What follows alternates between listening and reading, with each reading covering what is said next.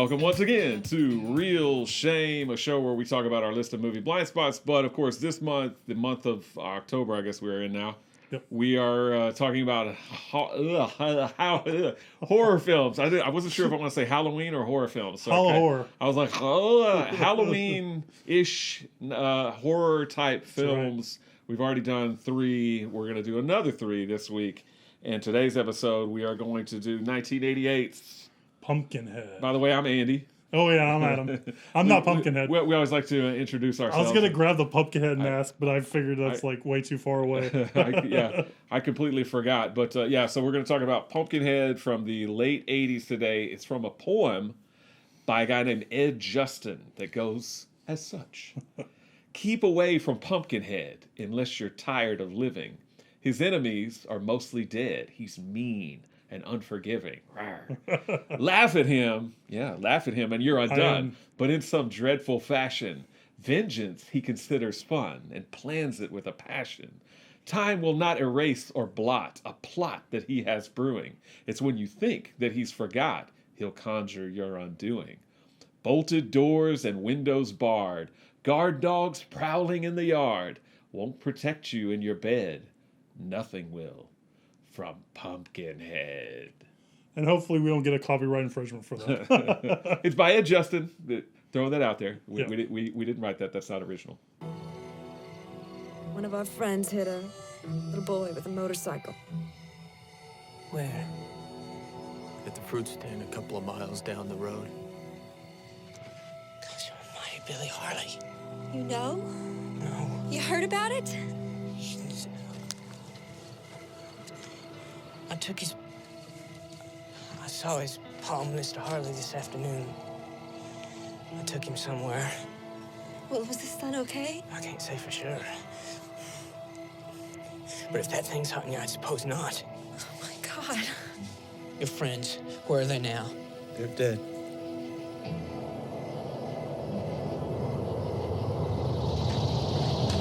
You know the spot on Bradley Mountain where people park their cars? Yes. Can you take us there? I think it's here now. So Pumpkinhead came out in 1988. And it's directed by a person everyone should be familiar with, but not because of his directing. Absolutely. Special effects wizard Stan Winston. That's right.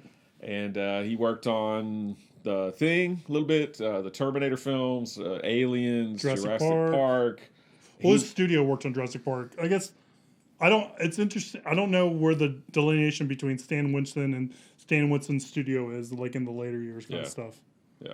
Well, but still, he was a prolific, genius kind of guy. Awesome dude. Won an Emmy for, I mentioned Gargoyles on a previous episode. He won an Emmy for his work on Gargoyles for the television movie. But so Pumpkinhead is a movie that I have seen before. And I haven't seen. You've never seen it. And it's also a movie we talked about in the past because it was a horror movie monster that you have an affinity for. We did the Invisible Man episode, I think. We were talking about scary monsters or movie monsters that, it's either that like. Or King Kong. One of those two we had movie monsters on. Yeah, and I mentioned Pumpkinhead, and I think at the time you were like, what the hell is Pumpkinhead? Yep. So, well, now you know. Now you've seen it. I've seen so it. Why don't you tell us a little bit about what you thought about Pumpkinhead?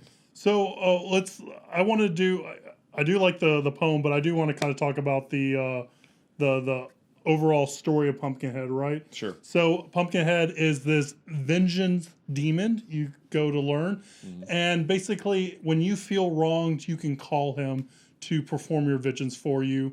It takes place in the late 80s in a rural area. And this guy is minding his own business, owning this kind of general store kind of thing. And something happens to his son. And he thinks Pumpkinhead needs to right some wrongs. Yep. And that's kind of the overall story with Pumpkinhead. I think we're going to do like we did with the last week's stuff, where we're going to try to talk in generalities in the beginning and then jump into spoilers towards the end of the podcast. Absolutely. So Pumpkinhead was a movie that I was not familiar with. I think I remember seeing the box art and stuff, at Blockbuster and stuff, but never really saw it. So I was actually really excited to watch this movie because this is the first slasher that we're kind of watching on the podcast. So I was kind of getting, you know, there's some funness to the slasher genre and stuff when people are doing wrongs and you're going to see them, you know, get their just desserts and all that kind of stuff. So I was really excited for it. I think overall the movie's good. I like the premise of it, but I just feel like it kind of failed to deliver a little bit on that. And my biggest critique of this movie was it spent about half the movie setting up Pumpkinhead and setting up things for Pumpkinhead for Pumpkinhead to do. And I kind of wish that was shortened quite a bit and we had more Pumpkinhead doing Pumpkinhead things rather than the build up to Pumpkinhead, right? Right. Pumpkinhead got a Pumpkinhead. Pumpkinhead got a Pumpkinhead. I think I clocked it around 50 minutes of setup. We get a little bit in the beginning. I believe that. We get a little bit in the beginning, but then we get like, you know, good 40 minutes of lead up to it. And I wish that was probably about 20 minutes. But I felt like it was competently directed. I read it was on somewhere it was done on a really shoestring budget. So I think I can kind of see that a little bit. But overall, They spent all their money on Pumpkinhead. they spent all their money on Pumpkinhead. Overall, I would say it's okay. I would probably, if I was watching it again, just watch the last 30 minutes of it more than anything else. But I'm glad we watched it. But you pulled this movie? What do you think? I pulled this movie largely because when I did talk about Pumpkinhead, you said you didn't know what it was. But when I mentioned Pumpkinhead back then, I even did say, if I recall, in that episode, the movie's not great, and it's not great. I think I dislike this movie more watching it now than the other time. I think I've seen it maybe Stan twice Winston's before. turning at his grave He probably is under a pumpkin patch. but yeah, I mean, it's to me, this movie is very frustrating to me because I like the concept of Pumpkinhead a lot. Yeah. I like you said, he's like this vengeance monster that you can kind of conjure up. You know, you pay the price, which admittedly might be a high price, but you pay the price to have him, you know, vanquish your enemies basically, or vanquish people that you feel like have done you wrong in some way. And I think Pumpkinhead looks cool. I think, you know, they did a good job with the monster. He's this 10 foot tall or something. Who knows? You know, he's this very big kind of grotesque monster thing. And again, the concept is really great to me, but the execution of the movie really stinks. Yeah. I agree with you.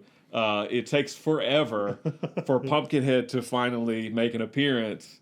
And at that point, the movie does pick up, although I have my fair share of problems with that part of the movie as well, which I'll get into once we start talking about the spoilers. But no, overall, so this was a movie, it came out, I've said this repeatedly, but it came out in 1988, had I think a pretty limited theatrical run. It was kind of just dumped in theaters, although I do remember seeing advertisements for it on television back then, and I was excited to see it. I read that it had like some studio changes and some studio troubles coming out, so that's probably Wouldn't surprise why me. it did that. Well, I couldn't even find Siskel and Ebert review of it. I didn't find a Roger Ebert print review of it at all on his RogerEbert.com site, and I couldn't find a clip where they reviewed it. Something tells me they would not have liked it. But I didn't get to see this film in the theater when it originally came out because I don't think it even came to the little theater in my town. I ended up seeing it, I think, for the first time on VHS. Like, once it came out, I was really hyped, probably in 1989 or whenever it came out on videos when I saw it. And I think I've seen it maybe one other time in the 90s. And even then, I was still like, let's get to Pumpkinhead. Let's get this ball rolling. But before we get into spoilers, this isn't a spoiler. The kids or the teenager, young adults, no, not teenagers, the young adults in the movie are riding dirt bikes. Yeah, I love it. Which, well, I just think it's funny because that they do the same thing in The Hills Have Eyes Part 2. Yeah. It's like they ride dirt bikes, and I'm like, what's up with all the dirt bike stuff in the 80s? There's a movie called The Dirt Bike Kid with a kid who looks suspiciously like the kid in this movie, although really? it's not. So this kid, I thought it was Jordan Lipnicki. yeah, I was or going to whatever. say, it looks like Jonathan Lipnicki Lipnicki. a little bit. It also looks a little bit like Peter Billingsley, the kid from A Christmas Story, but he's in The Dirt Bike Kid. He's the star of that movie, The Dirt Bike Kid. But I was chuckling because they've got their little dirt bikes and they stop at Lance Hendrickson's grocery store and they just got to go riding. They just gotta, they gotta spend 15 minutes riding. Is Rad a dirt bike movie? No, it's just a bicycle. Okay, movie. bicycle. Yeah. Movie. But Close enough. I'm sure there are other dirt bike movies in the 80s, but I can't think of any at the moment off the top of my head. But yeah, there's plenty. And also, when they do stop at the grocery store, there's a truck of like these hillbilly. This guy, I guess it's the dad. Although it sounds like later on they refer to him as grandpa, or somebody refers to him as grandpa. I couldn't tell what his relation was. I think he's their father. But all the kids in the back. One of the kids is Mayim Bialik. It is. Yeah. So blink and you'll miss her. Mayim Bialik. She doesn't really have many lines. She probably just says like "Let's go" or something. Or she does the pumpkin head thing. Yeah, they taunt the little kid with Billy, right? His name is Billy. Billy, but Pumpkinhead's gonna get you. But yeah, so if you think you saw Mayim Bialik as obviously Mayim Bialik is Blossom and is on Big Bang Theory. I don't remember what her character's name is on Big Bang Theory. I do not either. She's on Big Bang Theory. She's Sheldon's girlfriend. Yes, and she's also like a really smart mathematician in real life and stuff like that. Good on you, Mayim Bialik. You rose above Pumpkinhead and had somewhat of a successful career for yourself. But I can't really say much else without getting into I think we should get into spoilers. I think that's the fun part of this. So do we have any reviews or anything like that? It was 65% fresh on Rotten Tomatoes, 48% audience score. Leonard Maltin gave it 2.5 stars. All right. So beware, spoiler territory. If you jump into spoilers and you haven't seen the movie, beware the vengeance demon named Pumpkinhead. Yeah. All right. Who's going first here? I should have said this last. I still have an issue with the name Pumpkinhead. Why is it? Oh. Because it doesn't look like a pumpkinhead. He looks like some kind of alien creature, and I get that he's like buried underneath a pumpkin patch, but I would have. Yeah. I read on IMDb they were going to name it like Vengeance, the demon or whatever. I still think that would be a better title than that. But it looks too otherworldly. Like it has a tail. It does. It kind of looks like the Alien to me, which Stan Winston I guess worked on. So yeah, I could see. So that's my biggest issue with I think the creature looks cool and is rendered well, but it just doesn't fit inside of this story. Like when we watched the Creeper TV series, they kind of have like that Scarecrow man. And I would think something of that ilk would fit in this kind of rural setting a little bit more than this kind of like alien-esque creature from the outer space kind of stuff. Yeah. I mean, I can see what you mean, how it maybe looks a little otherworldly. It doesn't bother me as much, again, but I can see, I do think it kind of looks like Alien a little bit. Just, as far as like the height, it's really big and it's got kind of a long head and like you said, like a tail, and it walks around. I thought it was like an umbilical cord, like tying it back to the pumpkin patch, which would have been interesting, but no. Logistically, though, it's like, damn, this umbilical cord keeps getting in the way. Here's my 2 cents as far as, again, I love Stan Winston's work. I'm not sure. I mean, he only directed this in one other movie called A Gnome Named Norm with Anthony Michael Hall, which looks like nightmare fuel. Stone Cold classic. It looks like nightmare fuel if you look at some of the pictures on IMDb. But I feel like the guy knew effects and special effects and models and stuff, but he wasn't much when it came to actors. Because I think pretty much everybody in this movie is terrible at acting. And I give horror movies a much bigger pass on acting than I do other movies because most of the acting in horror movies a lot of times is pretty bad. But I think all these kids are really awful, and their actions weren't always believable to me. In fact, I wanted to call the guy in the leather jacket Rudy. I don't know what his name is, but I want to call him Rudy from Monster Squad. Is that the guy that ran over the kid? Yeah. He's terrible. Like his whole mood swings are terrible.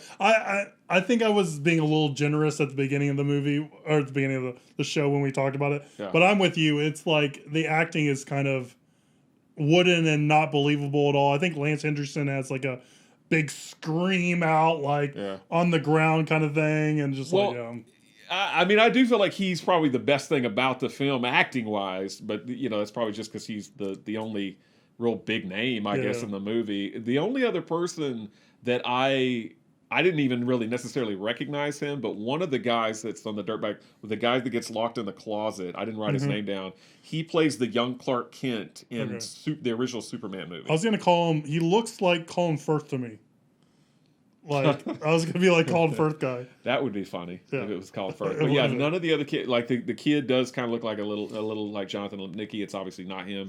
Yeah. Jonathan Lipnicki probably wasn't even born then, but He's like the human head weighs 8 pounds. The guy's like, shut up, kid, and like runs just runs on him the over. motorcycle. yeah, I'll shut you up with my dirt bike. But no, so before we got into spoilers, we said something bad happens to the kid gets run over by a dirt bike. Hilarious. And it's shot. It's hilarious, dang. It's shot really poorly. Yes, it is. And you're just like, It is. it just builds up to it. The music gets all suspenseful, and then all of a sudden it's like one dirt bike goes over, and then the other one goes, and then you cut to him, and then all of a sudden he's like laying on the ground, like motionless. Yeah. And everyone's like, I don't know what to do.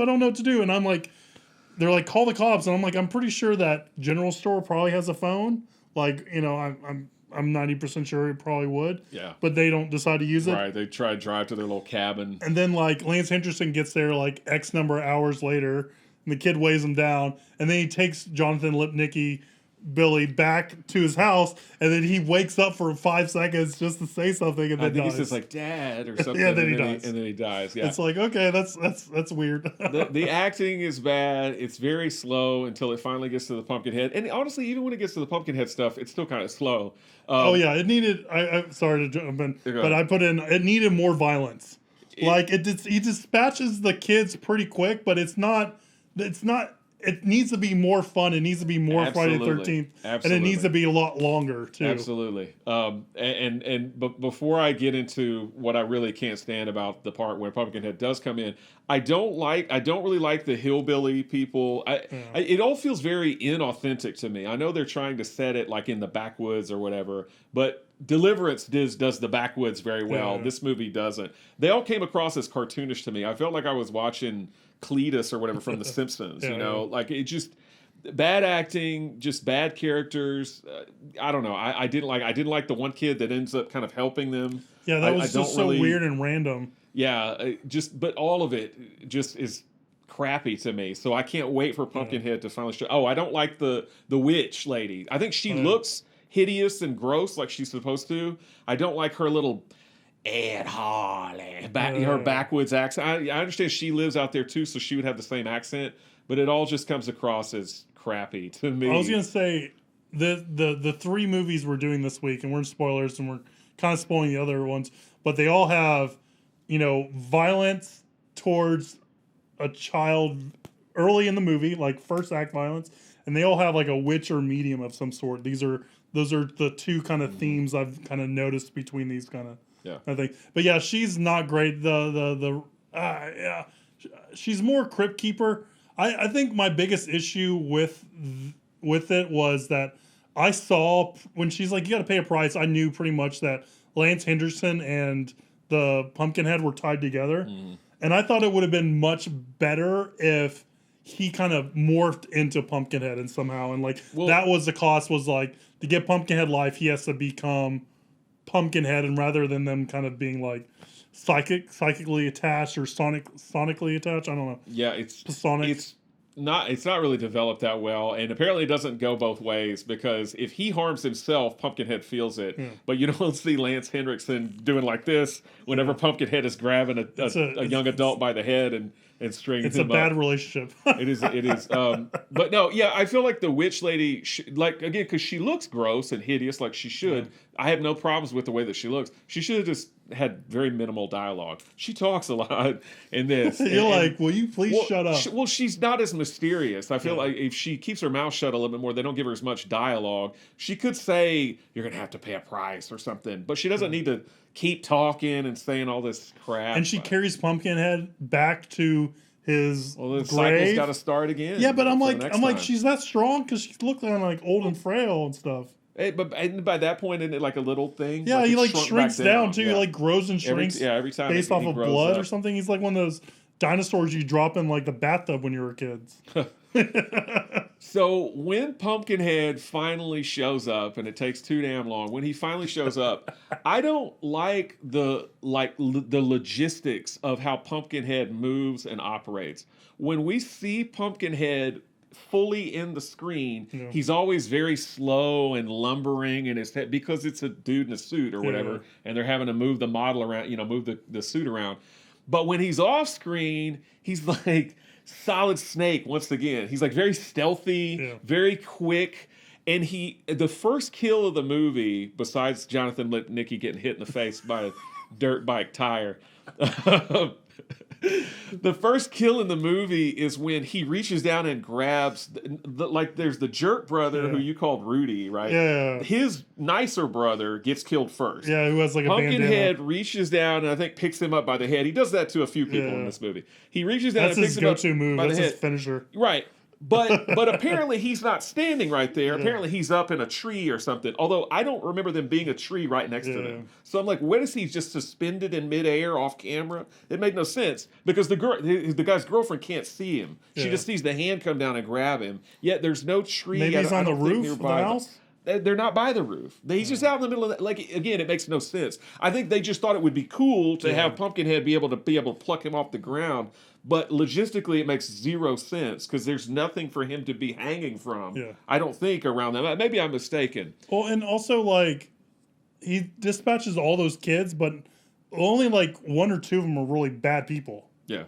Well, it doesn't matter. I mean, that part I don't care because I feel like they're guilt by association. They're all collectively involved. But so it doesn't kill that one farmer kid that helps him out, right? No, it doesn't.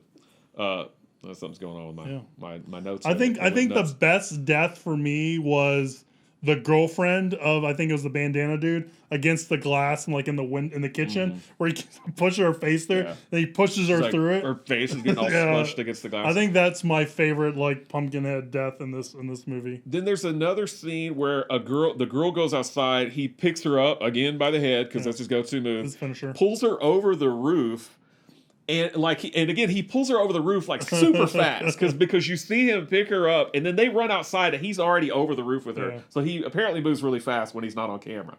And then faster than you could say, "Sweet baby Moses," he's up this super tall tree, lickety split. They established that he likes climbing trees, I guess. But again, how is he so fast all of a sudden? The rest of the time, he's just very like slow. Then there's other moments like when they're in the church, they're like, oh, maybe he won't come here. Maybe he won't come here. And then the little kid is like, basically looking at the doorway, and Pumpkinhead just kind of materializes there, and he's like, there he is. Like there is no. And then finally, the scene that bugs me to no end. The guy that played Clark Kent the young Clark Kent in Superman, I wish I'd have written down his character's name. He tries to go start one of the dirt bikes. And so he's right here. He's in front of them, and the girl and the little hillbilly kid are back here, and they're looking straight at him. You see nothing. You see like cars flipped over, and you see like the dirt bike like laying down. And but they cut to the guy trying to start the bike. They cut to them. Then they cut back, and Pumpkinhead is standing right there. And he's holding a bike chain. Yeah, he's on the bike chain. How did he again? He just miraculously appeared there, and they're like, "Oh my God, look out!" They never saw him walking up. They didn't see him drop down or anything. It's one of those things, and they do this in horror movies, I feel like, a lot. Well, I was going to say, like, Friday the 13th is, like, the big one everyone calls for that. I mean, just because it's off camera to us doesn't mean that the character can't see it. Like, they try and make those things always the same. And when it makes no sense, I can't stand it. And in there's several times in this movie where it makes no sense, and I can't stand it. So... there you go. So while you've been talking, I've been listening, and I have here's my reboot for Pumpkinhead. All right. Okay. So you got Pumpkinhead. Sorry, that was probably a lot for everyone. He is a scarecrow with the head of a pumpkin that is out there to kind of guard fields, but he's also a vengeance demon. He moves like Swamp Thing, so he can materialize out of anywhere through the ground and through this weaving pattern of vines that connect the pumpkins together. Right? But, like Swamp Thing, he can move anywhere there's dirt and stuff like that. So there you go. That's the new recreation of Pumpkinhead. He would still look like the Pumpkinhead we know, because I don't think you could change the way that it looks. I would change the way it looks. I would make him look like a evil scarecrow with the head of a pumpkin. I think you'd have an outcry on your hands. Because I think a lot of people really like the way that he looks. Now, if he starts out as a scarecrow with a pumpkin head and then he morphs into this thing, I think people would be okay with it. Goes Super Saiyan or whatever. Yeah, right. Yeah, there you go. I think people would be on board with it. But I feel like if you don't have the way that... it looks in this film. Well, because I might as well go ahead and say there's a sequel to this. There's three sequels. Yeah, well, so there was a direct-to-video sequel which stars Punky Brewster, Soleil Moon Frye herself, and then there's two basically made for Sci-Fi Channel sequels or stories, which I've seen the sequel with Punky Brewster. I've never seen the Sci-Fi Channel one. The one with Punky Brewster is terrible. It's worse than this, if I recall. Although I really was not hot on Pumpkinhead this time around watching it. And I haven't seen the Sci-Fi Channels, but I haven't heard good things. So, and I mean, Sci-Fi Channel, always kind of iffy. Yeah. Langoliers, anyone? Sci-Fi Channel only did one good thing, and that's a reboot of Battlestar Galactica. Yeah. So don't at me. Maybe it doesn't work for Pumpkinhead. I like the name, but I also want to see a creature that has a pumpkin for a head. Like that to me, like feels like it did a disservice. Maybe there's reasons for it that I'm not privy to because, It sounded to me like they found that poem that I read at the beginning of the episode and they liked it and they wanted to build a character around it. Yeah. And so they just forced it that way. They're like, all right, we're going to keep that name Pumpkinhead, but we're going to make it, this alien looking creature. Or if they did something like Trick or Treat where it's a person that is deformed and he gets made fun of and gets called Pumpkinhead, like that would be interesting. It's just, there's cognitive dissonance for me. They're not associative in my head, so that drives me crazy. But yeah, I'm with you on all that stuff. It doesn't really bother me when characters move faster off camera than on camera, and I think that is just kind of par for the horror movie. It's like a trope of horror movies, but he does move awfully quick when you're not watching him, and also he knows how he's a creature from like 1800s, maybe earlier, but he knows that you can disable a motorbike by taking its chain off and all that kind of stuff. So it's like, oh, that's interesting. for some reason, it doesn't bother me with characters like Jason Voorhees, but it really bothers me with Pumpkinhead. Maybe I'm just being nitpicky. It's probably because this is not a great movie. Yeah, maybe so. Well, neither is Friday the 13th, honestly, but that's just me. Don't at me. That's all I had to say about this. I will say one thing. That when the dog and the kid were running towards the motorbikes doing their things, I was more worried about the dog than I was the kid. And boy, am I glad nothing happened to that dog. I would have been really upset. But, Jonathan Lipnicki, I was fine with, I guess. I was equally not worried about either one. All right. Anything else? Nope. That's Pumpkinhead. Ta-da! If you've seen Pumpkinhead and you feel differently, shoot us an email, realshame@gmail.com. Leave us a comment below if you're watching us on YouTube. Start a discussion. If you've seen all the sequels and they get better, although I looked at their IMDb scores and it doesn't look that way, let us know. Pumpkinhead was the high point. Yeah, Pumpkin. It started the best and went downhill. If you think I'm right and we should redo the whole Pumpkinhead, we'll start a Kickstarter or something. Get it going. That'd be cool, right? Whatever. Follow us on Instagram @RealShame and stay tuned for the rest of the week as we give you more episodes and more horror films. And we'll see you next time, guys. See you later.